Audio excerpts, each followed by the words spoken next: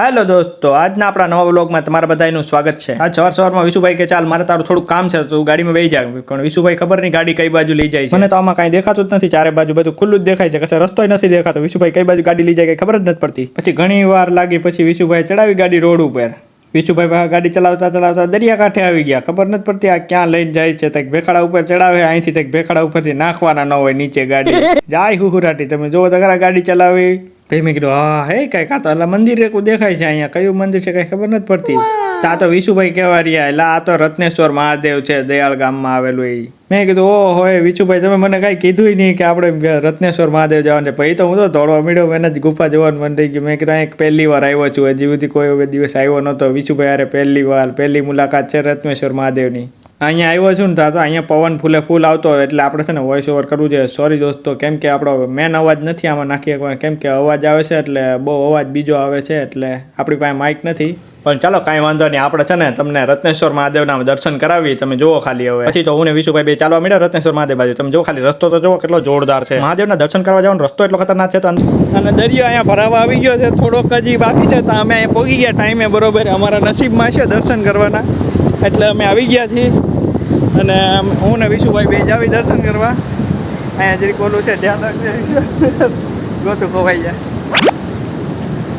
ચાલો દોસ્તો, કંઈક આવો નજારો છે, તમે જુઓ। દર્શન કરવી રત્નેશ્વર મહાદેવના દેતા। વાહ, ત્યાં ગુફામાં તો અંધારું હેલા, બીક લાગે એવું। કેટલું ઊંડું હોય છે એલા। એ વहाँ જરૂર છે, દેખાય છે। ક્યાં સેટ છે તારા ફોનમાં? હે फोन पे लाइट कर ए जरिए वहाँ शिवलिंग सेट છે।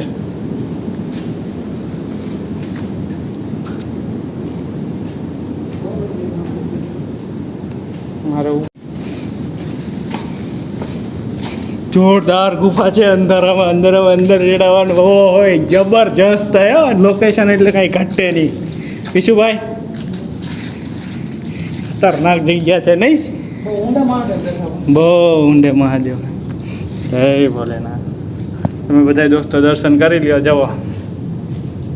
અને હું ને વિશુભાઈ બી આવી ગયા છે દર્શન કરવા। વિશાલભાઈ મોટા દેખાતા નથી અંધારામાં, અને જો ગુફાનો નજારો કંઈક આવો છે ને બહુ ઊંડી ગુફા છે। અંદર આવી રીતે છે મહાદેવના શિવલિંગ ને એવું। ચાલો તો હવે દર્શન કરી લીધા છે મેં ને વિશુભાઈ, હવે બહાર જાવી। ગરમી થાય છે, બહુ ઊંડી ગુફા છે। મહાદેવ પણ બહુ ઊંડા બેઠા અહીંયા ગુફામાં, ચારે બાજુ જોરદાર છે આખું। વિશુભાઈ વાખા ચાલવાનું છે, જગ્યા કેમ છે પણ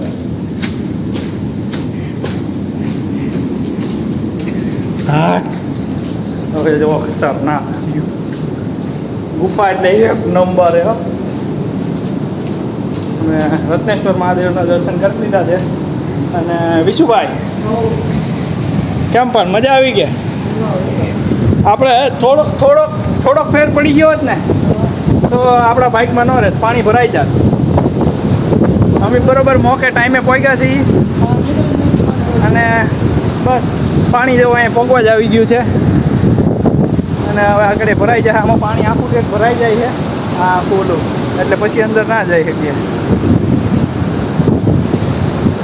બાકી દોસ્તો તમે ખાલી આ નજારો જુઓ, તમે ખાલી આ અહીંયા અત્યારે ખાલી છે તો એટલી જોરદાર દેખાય છે, તો અહીંયા અત્યારે પાણી ભરાઈ જાય, આખું પાણીનું ભરાઈ જાય ત્યારે આ નજારો કેવો અદ્ભુત હશે ને। જો તમને આપણો વિડીયો ગમ્યો હોય અને જો તમે અત્યાર સુધી જોતા હોય તો એક નાનકડું એવું નીચે ફોલોનું બટન આપેલું છે, એ દબાવતા જજો। બાકી તો ચાલો હર હર મહાદેવ, મળીએ નવા વ્લોગમાં।